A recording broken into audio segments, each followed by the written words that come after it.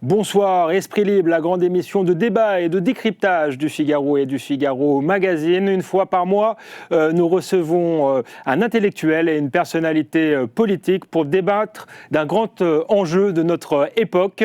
Et cette semaine, nous avons le plaisir de recevoir Jean-Michel Blanquer et Gilles Kepel. Nous évoquerons la situation dans les grandes écoles, dans les universités. Nous parlerons de la liberté d'expression est-elle menacée, notamment à l'école par l'islamo-gauchisme et par le wokisme. Nous parlerons également de géopolitique. Il sera question du Sud global. Que penser de ce contexte, que penser de ce concept et comment l'Europe peut-elle répondre face aux nouvelles menaces et face au grand désordre mondial qui s'installe. Tout de suite, les réponses de Gilles Kepel et Jean-Michel Blanquer dans Esprit Libre.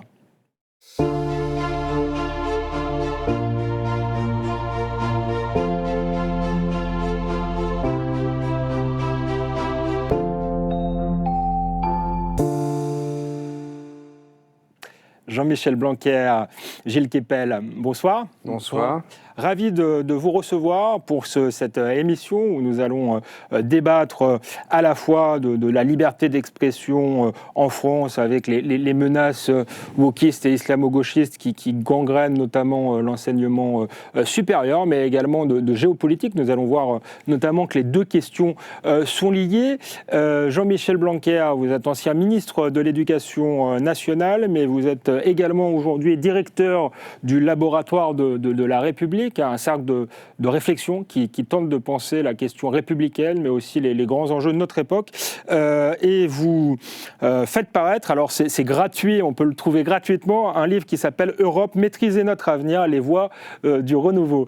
Gilles Kepel, vous êtes islamologue, essayiste, vous êtes l'auteur de 2 livres cette année, « Prophète en son pays », qui est paru au début de l'année aux éditions de l'Observatoire, qui parle justement de cette question du wokisme, et Holocauste, qui s'intéresse aux répercussions du conflit israélo-palestinien dans le monde et notamment en France. Ça tombe bien, l'actualité est un peu à l'intersection de ces deux questions. Après l'occupation de Sciences Po à Paris vendredi et puis celle de la Sorbonne mardi, des militants pro-palestiniens occupent désormais plusieurs Sciences Po de province. Qu'est-ce que ça vous inspire, Gilles Kepel? Est-ce que vous aviez été prophète sur ces questions-là? Hélas, je le crains. Effectivement, il y a un blocage global de Sciences Po. Je viens de voir que le campus de Sciences Po Menton que j'avais créé en 2005 a été fermé après qu'un immense drapeau palestinien a été pendu à la façade. Je crois qu'il y a, pour Sciences Po même, il y a un problème majeur de gouvernance aussi. On a eu 3 directeurs qui se sont succédés très rapidement. Et à partir du moment où les étudiants sentent que les choses branlent dans le manche d'une certaine manière, du coup, il est d'autant plus facile de mener des opérations qui déstabilisent l'institution. Et par ailleurs, à Sciences Po, les études sur le monde arabe ont changé de dimension. Autrefois, je tenais l'amphi Boutmi, désormais amphi Gaza, ou peut-être amphi Mélenchon, puisque lui a le droit d'y exprimer bientôt. Et on pouvait parler du Moyen-Orient dans toutes ses dimensions. Il y avait 500 personnes du début à la fin. Moi, je n'ai jamais cherché à endoctriner les étudiants. Je leur donne des éléments de connaissance. Après, chacun pense comme il veut. Aujourd'hui, tout ça n'est plus autorisé d'une certaine manière parce que le wokisme, comme vous l'indiquiez, est hostile à ce qu'il appelle les grands récits, c'est-à-dire les mises en perspective, car c'est un acte de violence symbolique exercé par un homme blanc, hétérosexuel, européen, je ne sais trop quoi. Et donc on est plus dans la parcellarisation, dans la division de la société en tout petits morceaux et des objets également en toutes petites choses. Ce qui fait qu'il n'y a plus de point de repère qu'on peut considérer comme bon ou comme mauvais, si vous voulez. Mais cette espèce de cafouillage multi-identitaire dont le mouvement woke est porteur aboutit à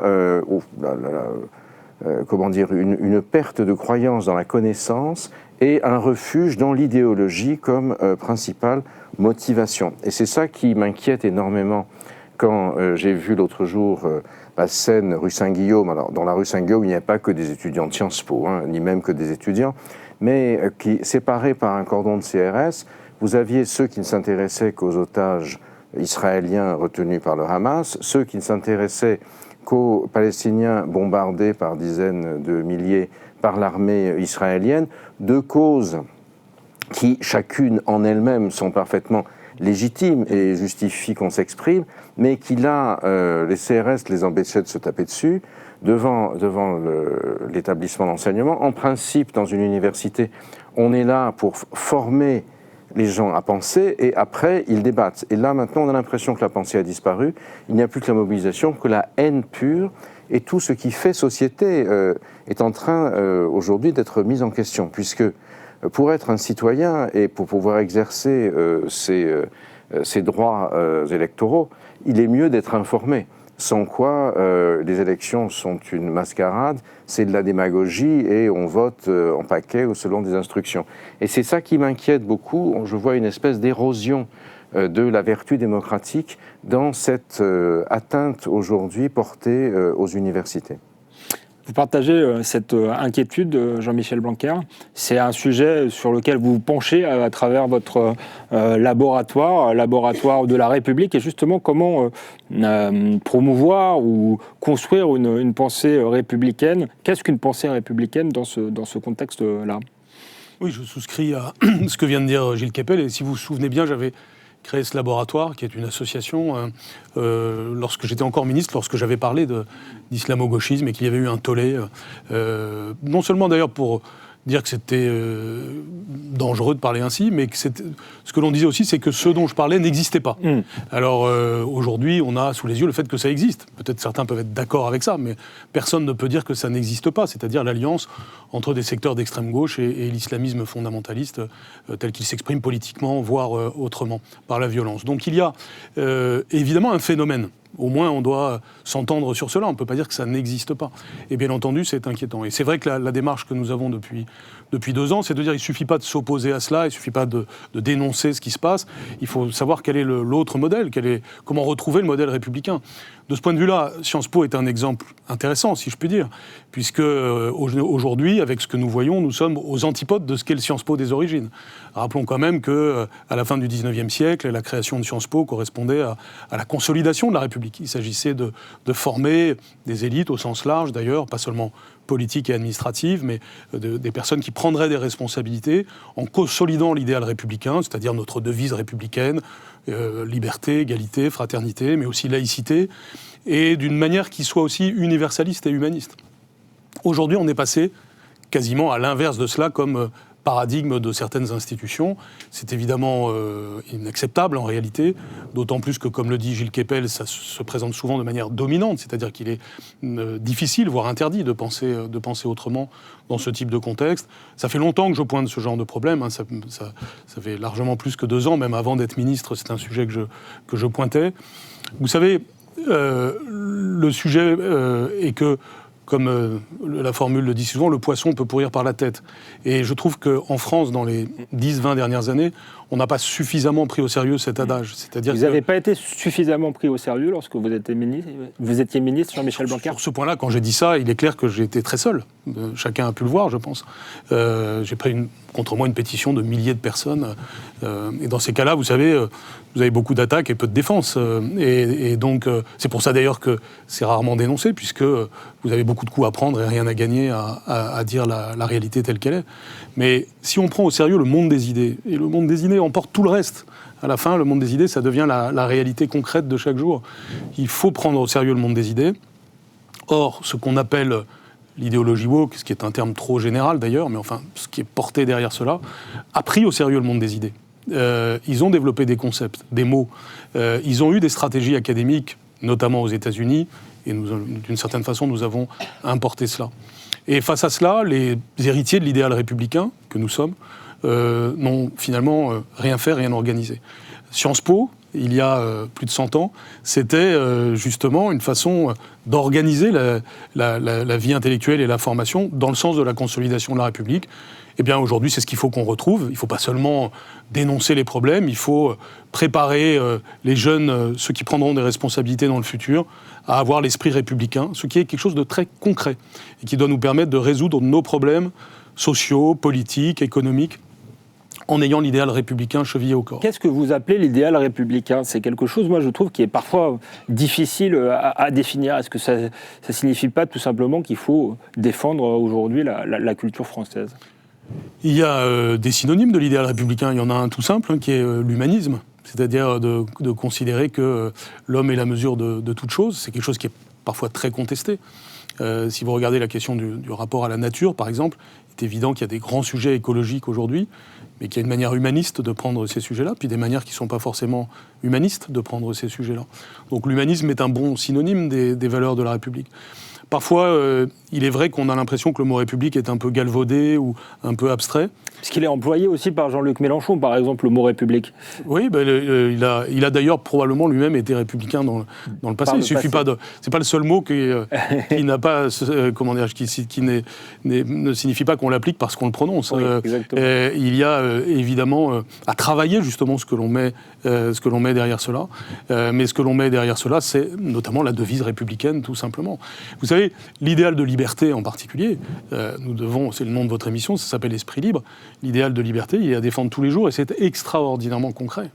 La question de l'égalité, c'est-à-dire ne pas considérer les êtres humains d'abord en fonction de leurs appartenances diverses, mais d'abord en tant qu'être humain, c'est quelque chose qui est pulvérisé par l'idéologie woke, qui est fondée sur une vision victimaire et donc où il faut que chacun se définisse par une multitude d'appartenances plus fragmentatrices les unes que les autres.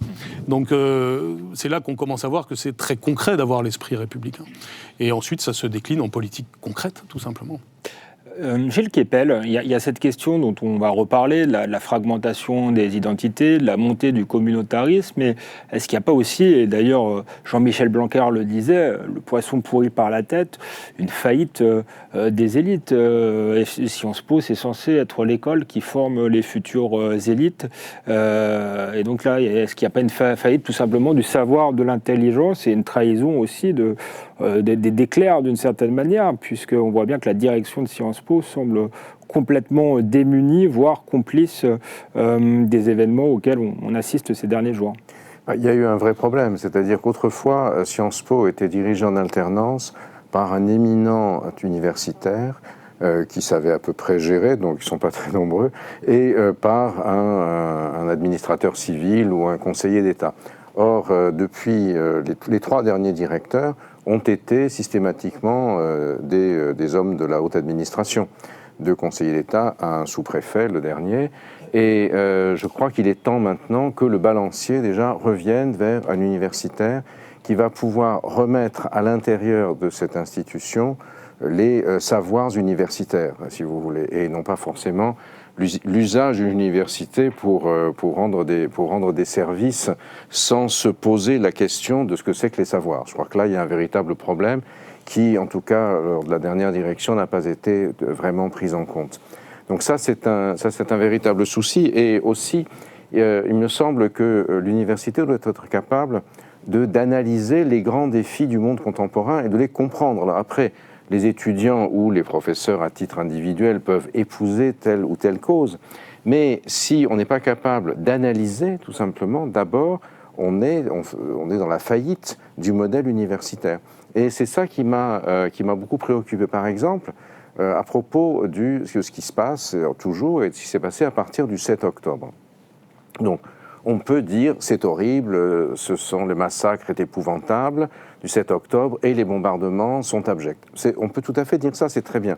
Mais quel est notre rôle à nous, les professeurs, les universitaires ? C'est d'expliquer comment le 7 octobre fonctionne. Ce que j'ai essayé de faire dans mon livre Holocauste, j'ai montré dans quelle mesure, dans l'esprit des gens du Hamas, c'est à la fois une attaque de type nationaliste pour récupérer un territoire symboliquement dont les Palestiniens disent qu'ils ont été privés, ils l'ont été pour beaucoup d'entre eux en 1948, et d'autre part, c'est une razzia, c'est quelque chose qui est perçu un peu sur le modèle de la razzia que l'oasis juive de Haïbar avait subi en 628 de la part du prophète et de ses cavaliers, et qui est décrite dans les textes de la tradition islamique comme quelque chose qu'il faut reproduire, qui est complètement qui n'est pas mis à distance, qui est complètement pris au pied de la lettre.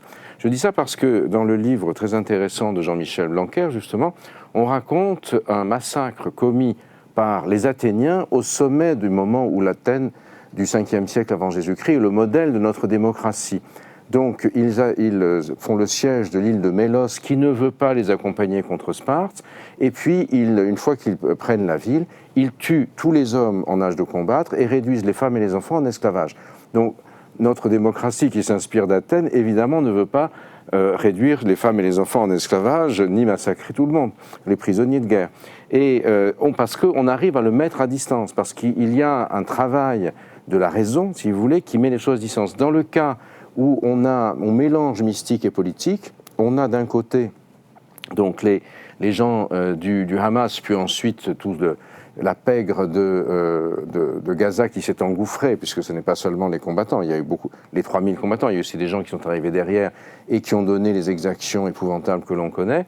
Mais si on regarde de l'autre côté également, on voit que Bezalel Smotrich et Itamar Ben-Gvir, les deux ministres suprémacistes représentant des colons dans le gouvernement de Netanyahou et qu'ils tiennent en grande partie en otage avec les 14 députés qu'ils ont à la Knesset, eux sont dans une logique où il faut faire disparaître la Cisjordanie, c'est-à-dire disparaître les Palestiniens qui y sont pour instaurer la Judée-Samarie biblique, etc. Pour Gaza, ils ont exprimé qu'il valait mieux que tous les Palestiniens disparaissent. On ne sait pas très bien si vous les envoyez en Égypte ou d'une autre manière. Mais donc là, vous avez quelque chose qui fait que... Alors là, on se réfère par exemple au massacre de Jéricho. Quand les Hébreux ont pris Jéricho, Josué a tué tout le monde.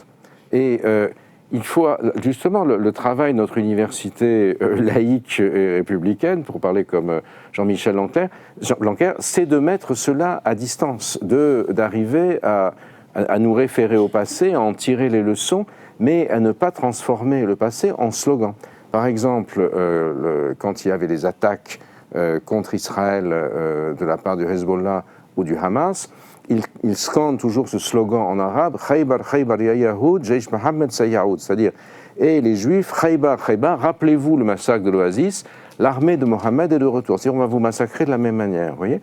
Donc ça, c'est un énorme problème aujourd'hui, et c'est des choses qui peuvent se produire dans d'autres pays, mais en Europe, il est extrêmement compliqué de considérer que dans le monde de l'université, des idéologies qui produisent ce genre de choses ont, d'une certaine manière, voix égale ou désormais supérieure aux enseignements qui sont issus de notre tradition, de notre travail épistémologique, etc. Et c'est là que je suis, pour ma part, extrêmement inquiet. Moi, ce que j'essaye de faire, vous avez mentionné que j'avais écrit 2 livres, ça ne m'était jamais arrivé en une année.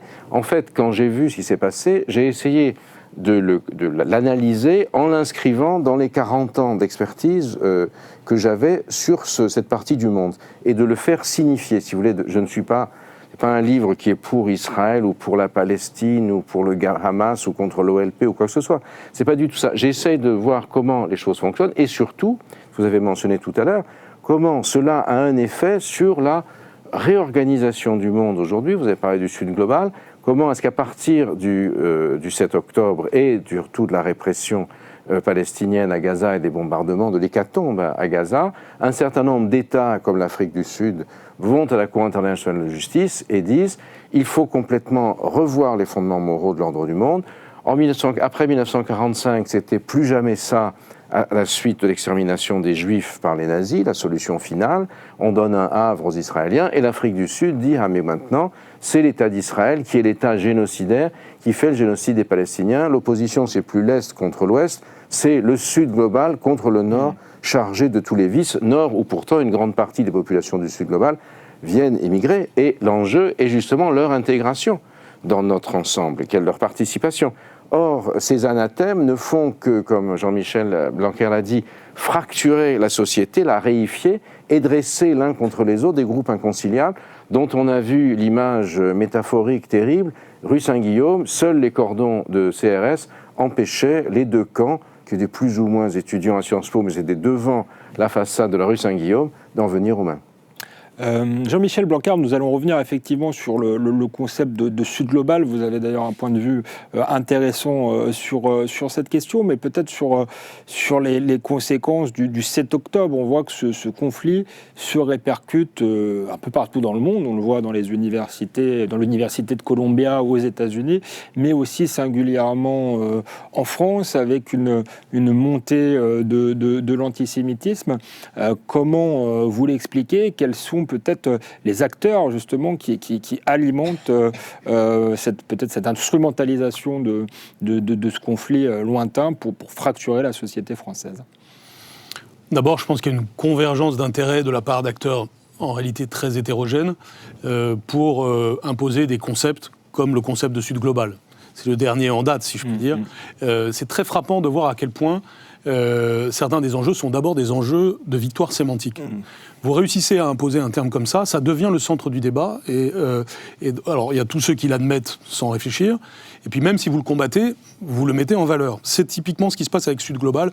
C'est vrai avec d'autres concepts qui nous ont été un peu imposés ces dernières années.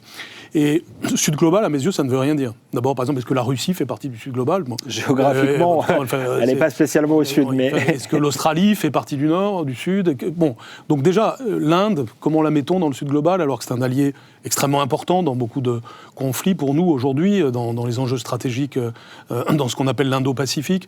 Donc, ne serait-ce qu'à travers des exemples que je viens de donner, ça n'a pas de sens. Mais en plus, il y a derrière cette idée de Sud global une forme de légitimation de régimes qui ne sont pas démocratiques.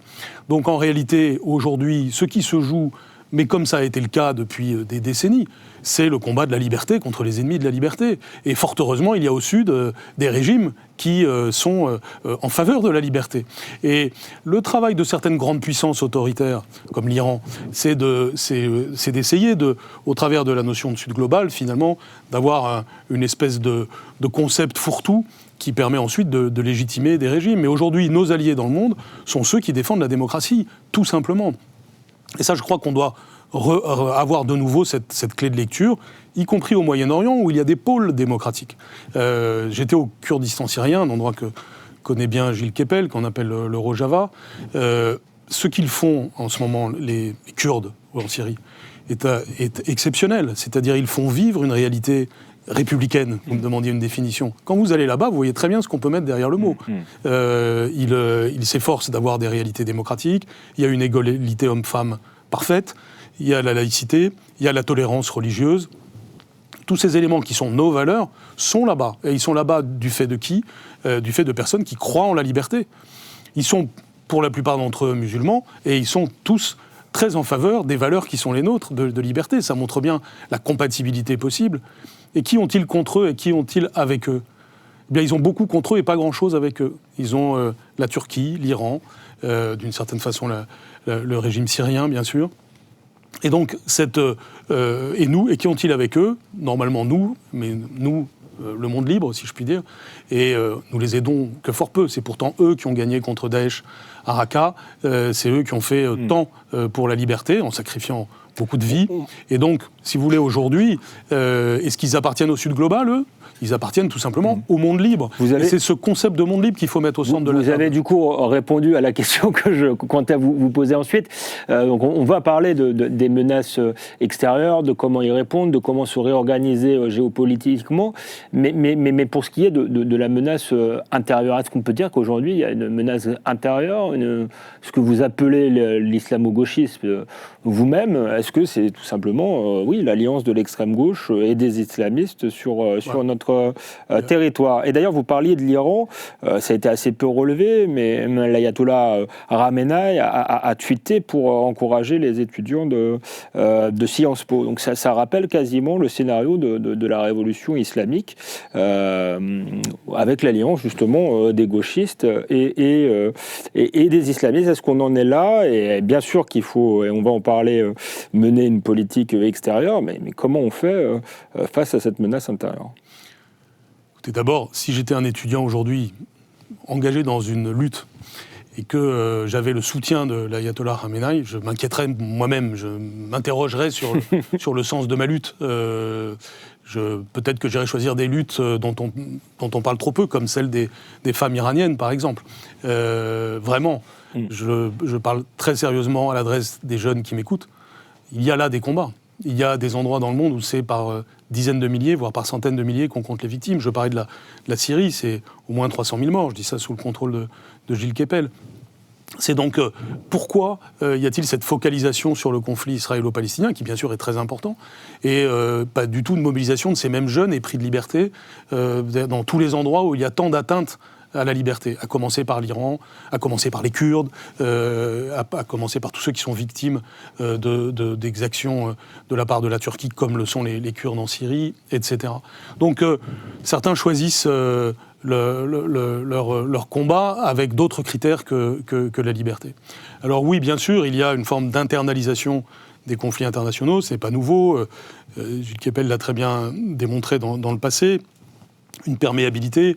De nouveau, d'ailleurs, ce qu'on peut dire sur ce qui s'est passé en Syrie ces 10 dernières années en est malheureusement l'illustration. C'est quand on a faibli en Syrie que, justement, s'est créé une très grande perméabilité et qu'on a eu les attentats dramatiques en France. Donc, les sujets, que ça nous plaise ou non, sont très reliés.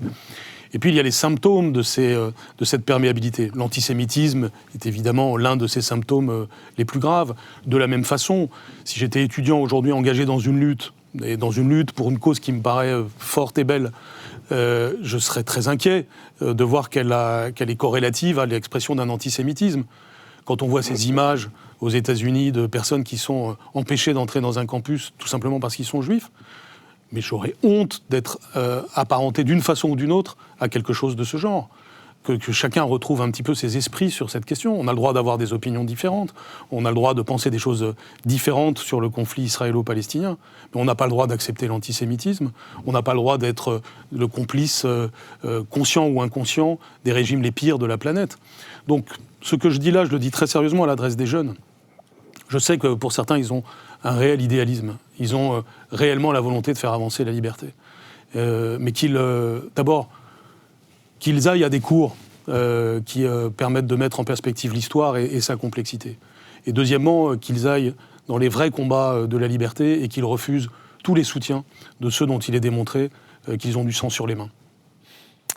Gilles Kepel, comment vous analysez cette prise de parole de l'ayatollah Khamenei? Est-ce que c'est une vraie tentative de déstabilisation? On n'a pas besoin de ça d'une certaine manière. Gabriel Attal a visé les États-Unis en disant il y a une américanisation de la société française, c'est vrai. On a effectivement Jean-Luc Mélenchon qui, pour tout un tas de raisons électoralistes, surfe sur les braises. Mais est-ce que finalement la stratégie de l'Iran n'est pas une stratégie comparable à celle de la Russie? On a beaucoup dit que la Russie, via les réseaux sociaux, déstabilisait l'Europe.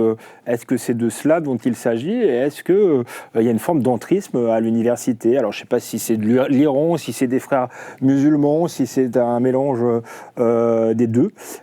Comment vous analysez cela? La révolution islamique iranienne a été nourrie aussi par la pensée des frères musulmans. L'islam politique, Khomeini a traduit, et Khamenei lui-même a traduit en persan 2 livres du principal idéologue des frères musulmans radicaux, Sayyid Qutb. Mais effectivement, quand désormais l'ayatollah Khamenei fait de la rue Saint-Guillaume l'un des fronts de l'axe de la résistance aux côtés des Houthis, du Hezbollah, du Hamas et des milices chiites d'Irak et de Bachar el-Assad, on a l'impression de rêver. En réalité, il se fait que l'Iran n'est pas dans une très très bonne position aujourd'hui. Puisque, vous savez, au début, moi, j'en ai pas du tout convaincu, mais je suis tout à fait admis mon erreur.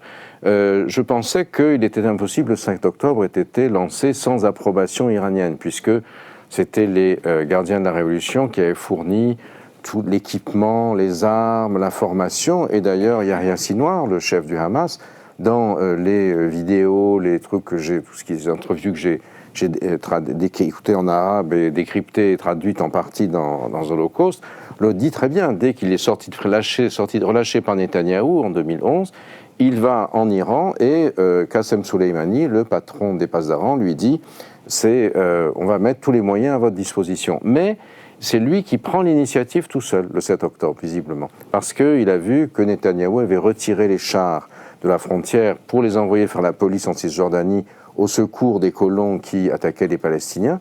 Et de ce fait, il y a une opportunité qui se présente.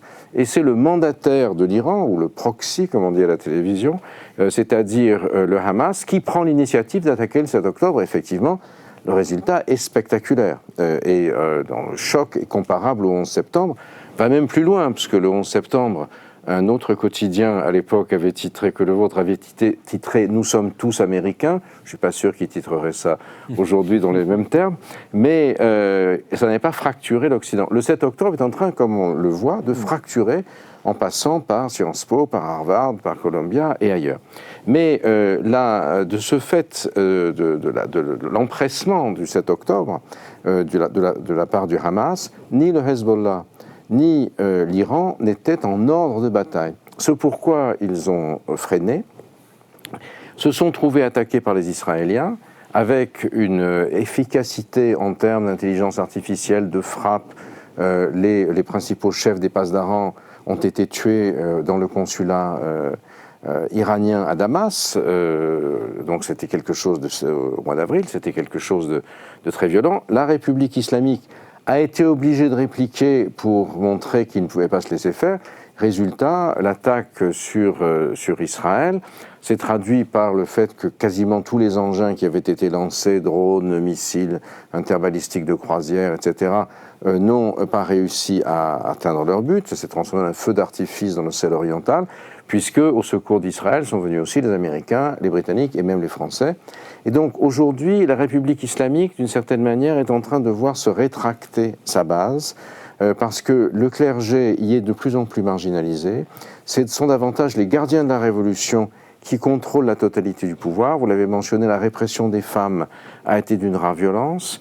Le régime s'est aliéné en grande partie la classe moyenne, que les religieux pouvaient faire ce qu'on voulait en Iran à l'intérieur des maisons. Jusqu'alors, c'est l'extérieur. Maintenant, tout est interdit partout. Les Kurdes y sont très mal perçus. Les Iraniens sunnites sont considérés comme des parias. Et on voit bien que le régime est dans une fuite en avant à l'extérieur pour défendre sa base à l'intérieur. Et évidemment, le clin d'œil aux étudiants de Sciences Po qui font partie de l'axe de la résistance, entre guillemets, parce que ce n'est pas tous étudiants de Sciences Po, et pas tous les étudiants non plus, ceux qu'on a vus rue Saint-Guillaume, mais c'est quelque chose qui est d'ailleurs ironique quand on sait que c'est de Paris qu'est venu l'ayatollah Khomeini en février 1979. Donc c'était un investissement qu'avait fait M. Giscard d'Estaing, qui n'était pas forcément le meilleur. On se souvient de Michel Foucault qui avait pris fait et cause, intellectuel français, pour le régime des Mollahs. Le mouvement actuel en est très largement le produit, si vous voulez. Foucault est d'une certaine manière l'un des papes de ce qu'on appelait la French Theory, la théorie française, avec d'autres, avec Deleuze, dont la vision de la révolution en rhizome a très largement inspiré Abou Moussa Bessouri, le principal penseur de Daesh, qui était étudiant à Jussieu pendant ce moment-là, et qui a d'une certaine manière, tous ces mouvements qui apparaissaient comme extraordinairement libertaires, etc., qu'on a envoyés en Amérique pensant que ça leur apporterait la peste, nous ont été renvoyés sous forme de produits de grande consommation dans un packaging américain, sous la forme du woke, du décolonialisme, etc. Et finalement, dans l'alliance Foucault, la fascination de Foucault pour Khomeini à ce moment-là, dont il est revenu ensuite, parce qu'à l'époque, on ne peut pas dire que l'alliance entre le camp LGBT, il ne s'appelait pas encore comme ça, dont Foucault était l'un des défenseurs, et les ayatollahs qui lapidaient les homosexuels, était tout à fait claire. Mais cette contradiction a été considérée comme secondaire, et la contradiction principale contre l'Occident, la révolution au nom de Dieu, c'était la préface de Michel Foucault au livre de Claire Brière et Pierre Blanchet à l'époque. Finalement, nous en avons aujourd'hui, d'une certaine façon, les conséquences à long terme. Gilles Kepel, Jean-Michel Blanquer parlait du concept de Sud global et nous expliquait que c'était un concept, selon lui, fort douteux. Je crois que vous êtes d'accord sur ce point. Est-ce que malgré tout, il n'y a pas un axe Pékin, Moscou, Téhéran qui est en train de se mettre en place. Mais pas dans l'ensemble du Sud global, justement. L'idée, Jean-Michel Blanquer l'a très bien dit, c'était qu'il y a deux choses. D'abord, c'est l'impasse régime et société. C'est-à-dire que ceux qui sont les promoteurs du Sud global ne se posent pas du tout la question de savoir si les régimes dans les pays concernés sont démocratiques ou non. Et deuxièmement, si les sociétés du Sud global, aujourd'hui, sont contents de vivre dans le Sud global, ou si de plus en plus, certaines d'entre elles viennent dans le Nord, et essayent de venir dans le Nord, traversent la Méditerranée et autres, pour d'abord gagner leur vie, et deuxièmement, s'intégrer dans une société démocratique. C'est ce qu'on a vu au moment où beaucoup de gens pensaient que les attaques d'Israël, les bombardements meurtriers d'Israël sur Gaza, contraindrait les Palestiniens à passer en Égypte, et Mme von der Leyen est allée de remettre un chèque de 7,5 milliards d'euros au maréchal Sissi pour qu'il évite de faire en sorte que ceux-ci s'embarquent sur des rafiaux de fortune et s'ils arrivaient à traverser la mer sans y laisser la vie, ne débarquent sur les côtes méridionales de l'Union européenne. Donc vous voyez, il y a toutes ces questions que l'idéologie du Sud global, évidemment, ne pose pas. Puisque l'idée, c'est de considérer qu'il y a un immense Sud global porteur de la vérité et souffrant de ayant été victime de la colonisation, de la traite négrière, de l'apartheid, etc., qui doit aujourd'hui se mobiliser contre le Nord, lui demander des comptes, idéalement faire partir la France et le Royaume-Uni du Conseil de sécurité comme puissance blanche déclinante et les remplacer par, je ne sais quoi, le Brésil, peut-être l'Inde ou autre. Oui. Donc il y a tout un débat culturel qui a complètement changé par rapport à 1945. Et ce qui est intéressant, c'est que les deux gros pays de l'ancien bloc soviétique, c'est-à-dire l'ex-URSS, la Russie d'aujourd'hui et la Chine, se sont faites, d'une certaine manière, les chantres, les principaux axes du reste des autres, les BRICS plus sont 10, dont des 8 autres, parmi lesquels il y a des gens qui sont sur des positions assez différentes, que ce soit l'Arabie Saoudite, les Émirats ou autres, ou l'Inde même, ne sont pas du tout sur ces positions-là, vous voyez. Donc, il me semble que c'est à la fois une imposture idéologique, c'est un construit d'une imposture idéologique, et c'est un non-sens géopolitique, puisque, comme on l'a vu, la Russie, par exemple, a été frappée par un attentat islamiste imputé aux islamistes du Khorasan, Daesh Khorasan, qui avait d'ailleurs attaqué l'Iran auparavant. Donc tout ça me semble quand même participer en grande partie de la méconnaissance et du culte du slogan qui arrive quand on ferme les cours à l'université, à l'école normale supérieure. Les cours ont été fermés d'autorité et sont remplacés par des cours sud avec un S à partir de l'automne. Donc c'est-à-dire on va faire l'apologie du Sud global au lieu de s'intéresser à la connaissance du Moyen-Orient. La messe est dite, si je puis me permettre. Jean-Michel Blanquer, vous expliquez que justement face à ce concept de Sud global qui tend à unifier des adversaires qui en fait ont beaucoup de désaccords, qui ne sont pas forcément nos adversaires justement, il faut justement tenter de parler davantage à des pays du Sud qui ne sont pas encore entraînés dans le sillage des Iraniens, des Russes, des Chinois. Ça c'est un premier point. Et le deuxième point, vous commenciez à l'aborder tout à l'heure, c'est aussi de parler à ceux qui résistent vraiment, notamment à l'idéologie islamiste. Vous parliez des Kurdes, il y a aussi la question de l'Arménie qui est un peu oubliée par l'Europe. Donc voilà, quelle peut être la réponse justement de l'Europe? Comment on fait pour s'adresser à certains pays du Sud pour éviter qu'ils deviennent des adversaires, et comment on fait pour soutenir les Arméniens aujourd'hui, les Kurdes qui, vous le rappeliez vous-même, ont quand même été abandonnés ces dernières années? Je crois que l'idée de liberté garde toute sa force aujourd'hui. Et qu'au fond, dans cette histoire du concept de Sud global, il y a finalement un combat qui nous est livré sur le plan intellectuel, on vient de le dire, c'est-à-dire on essaye de faire passer ce concept comme ayant une quelconque validité qu'il n'a pas, mais aussi sur le plan moral. Il s'agit d'abattre notre morale, de dire, au fond, on serait submergé par un Sud global qui, enfin, viendrait se venger d'un Occident coupable de tout ce qui arrive de mal sur la Terre. Je pense que, sur ce deuxième point aussi, il y a du judo à faire. Pour certaines raisons que Gilles Kepel a mentionnées. Par exemple, quand on regarde les adversaires qui sont les nôtres, l'Iran par exemple, il y a des points de faiblesse. Aujourd'hui, la démocratie n'est pas forcément en situation de faiblesse sous tous les angles. Même si vous prenez le Moyen-Orient, où il y a tout lieu d'être pessimiste, inquiet par rapport à tout ce qui se passe. Mais vous voyez des points d'appui de la démocratie. Ceux que vous venez de mentionner, le Kurdistan syrien, l'Arménie, Israël, qui est une démocratie, avec un gouvernement qu'on a le droit de ne pas aimer, qui est sans doute trop influencé par l'extrême droite, mais c'est une démocratie. Et donc, ce sont des pôles démocratiques. En second lieu, toujours au Moyen-Orient, ce que l'on peut voir, c'est qu'il y a des régimes en ce moment qui sont en train d'évoluer plutôt dans la bonne direction. L'Arabie Saoudite est un pays majeur aujourd'hui, et les évolutions internes de l'Arabie Saoudite sont intéressantes, comme ce qui se passe aussi aux Émirats Arabes Unis.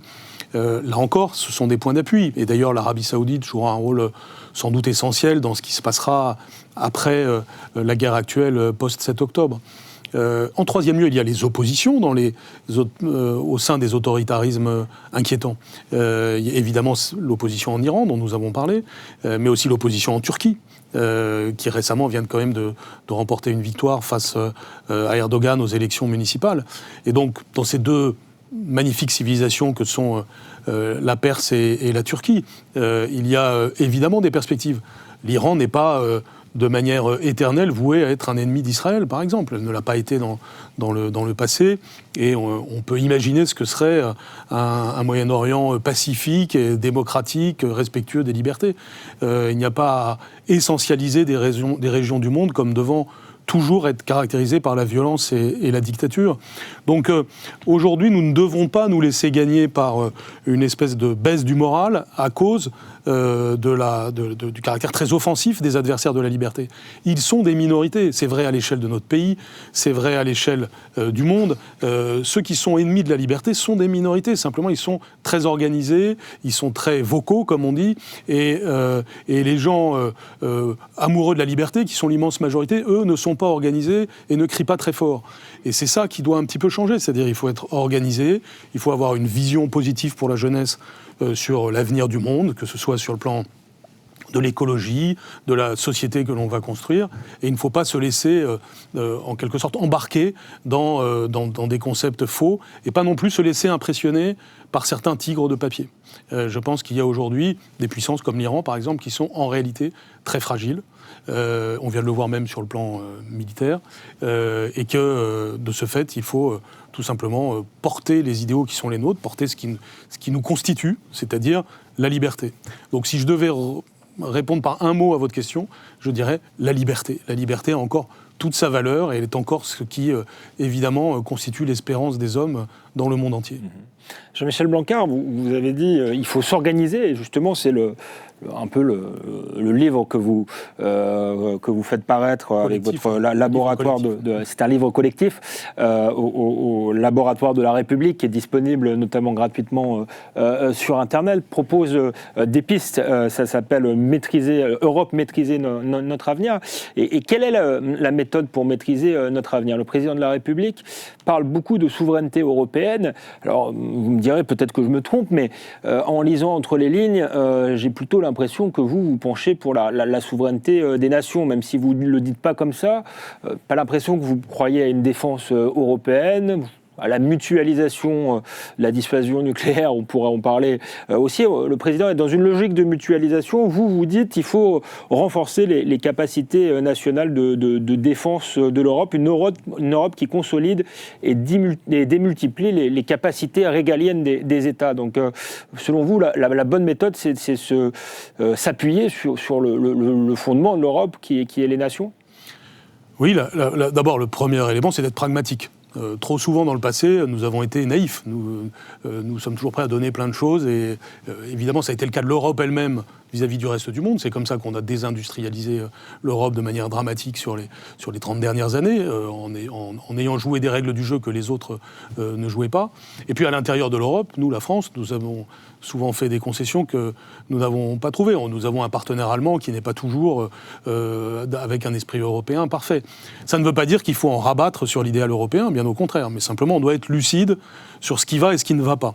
Et je pense que le meilleur des critères, c'est de se dire, et c'est le sens transversal de tout cet ouvrage collectif, c'est de se dire en quoi l'Europe nous aide ou pas à maîtriser notre destin. Or, il est tout à fait exact, et là, dans ce sens, ce qu'a pu dire le président sur la défense peut fonctionner. Sous certains angles, l'Europe, en effet, nous permet d'avoir un surcroît de souveraineté. Parce que les enjeux d'échelle permettent cela. Il y a, par exemple, si vous prenez le sujet des normes informatiques, par exemple, il est très important que nous puissions avoir des normes à l'échelle européenne pour peser vis-à-vis du duopole États-Unis-Chine. C'est évident. En matière de défense, nous devons atteindre des masses critiques en matière d'investissement qui supposent et une dimension nationale forte et une dimension européenne forte. Mais ça ne veut pas dire une défense intégrée. Non, de toute façon, la défense intégrée, quand bien même elle existerait, elle n'est pas pour demain matin. Or, nous avons des défis dès maintenant. Donc il faut raisonner dans une situation qui n'est pas facile, puisqu'on doit raisonner à la fois dans le cadre de l'OTAN, tout en se disant que les États-Unis pourraient un jour, par eux-mêmes, quitter l'OTAN, dépendamment ou indépendamment, plutôt indépendamment d'ailleurs de notre volonté. Donc il faut cultiver un pilier européen de l'OTAN, c'est ce qu'a dit le président de la République. Il faut aussi, évidemment, avoir un arrière-plan industriel très solide, ce qui est un peu plus le cas maintenant, mais doit l'être bien davantage. Et pour ça, on a aussi besoin d'Europe, c'est-à-dire on a besoin qu'il y ait une vraie solidarité européenne, une vraie vision commune européenne, par exemple pour les achats d'armement à l'intérieur de l'Europe. Ce n'est pas du tout le cas aujourd'hui. Donc c'est une série de tendances nouvelles qui doivent être imprégnées. La France doit à la fois jouer son jeu et le jeu de l'Europe.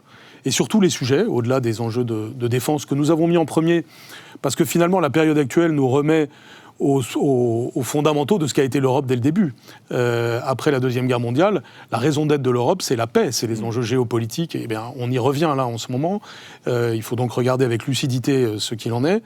Mais au-delà même des enjeux de défense, si on regarde tous les enjeux, il faut juger et aimer l'Europe en fonction de ce qu'elle permet aux États-nations de pouvoir faire ou pas, et comment nos destinées individuelles et collectives sont renforcées par l'Europe. Je vous donnerai un autre exemple de cela dont on parle trop peu. Le séparatisme local, qui est quelque chose qui gangrène certains États de l'Union. L'Espagne est un exemple typique. Le Royaume-Uni n'appartient plus... Revendications indépendantistes, autonomistes. L'Europe, dans les dernières décennies, a été beaucoup trop favorable aux régions. Elle a encouragé ce mouvement. On parle d'Europe des régions, n'est pas gênant en soi, mais il faut savoir ce qu'on met derrière ces mots-là. Si c'est pour affaiblir l'État-nation face à certains irrédentismes, il y a quelque chose qui ne va pas. Il y a un article de Manuel Valls et Benjamin Morel qui explique cela très bien. Donc il faut être très attentif au fait que l'Europe doit nous permettre d'être plus maître de notre destin. Et bien sûr, elle existe pour cela, et dans ce sens, il faut être européen. Mais il ne faut pas l'être en sautant sur son tabouret en disant l'Europe, l'Europe, l'Europe. Bien sûr, moins que jamais. En revanche, il faut jouer le jeu européen en ayant clairement le sentiment que nous avons une destinée commune avec les Européens, que nous avons aussi des arrimages à faire. Je pense à l'Arménie dont nous parlions. On peut penser à l'Ukraine, évidemment, pour lesquelles on doit trouver les formules dans le futur qui permettent au monde libre d'avoir plus de force. Mais évidemment, ça ne doit pas être au prix de la dissolution de ce qui fait des États-nations. Il y a une question aussi qui se pose, que vous abordez, puisque c'est la maîtrise de l'accueil et notamment des flux migratoires. On a parlé de fractures internes.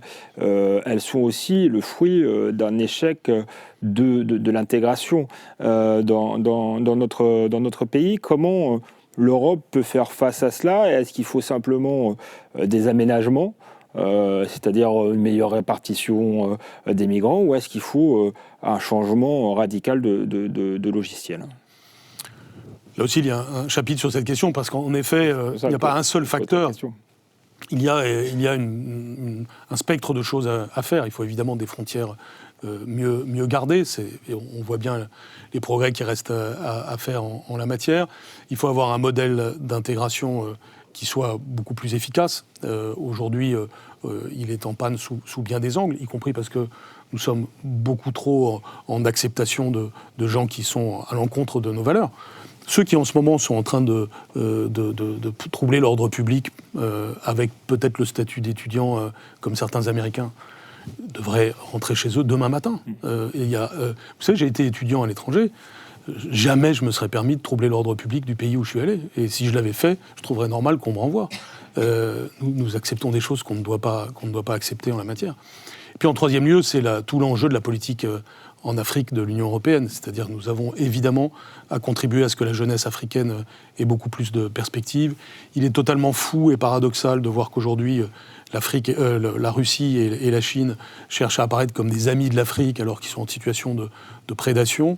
Nous devons revoir complètement nos façons de faire et recréer des éléments d'espoir tout simplement pour la jeunesse africaine. Et les élites africaines doivent être au service de l'Afrique. Nous avons aujourd'hui des perspectives à dresser qui peuvent être de très belles perspectives. Quand vous voyez les enjeux, par exemple, écologiques des sociétés africaines, c'est vecteur de millions d'emplois, c'est vecteur d'une nouvelle vision de la société. Et l'Union européenne doit être partenaire de l'Afrique pour qu'il en soit ainsi. C'est bientôt la fin de cette émission. Gilles Kepel, peut-être un mot, avant de nous dire si vous êtes candidat ou pas à la direction de Sciences Po, un mot sur... Absolument pas. C'était une plaisanterie. Je ne suis pas sûr que lancer cette candidature depuis le Figaro, ça vous aiderait énormément.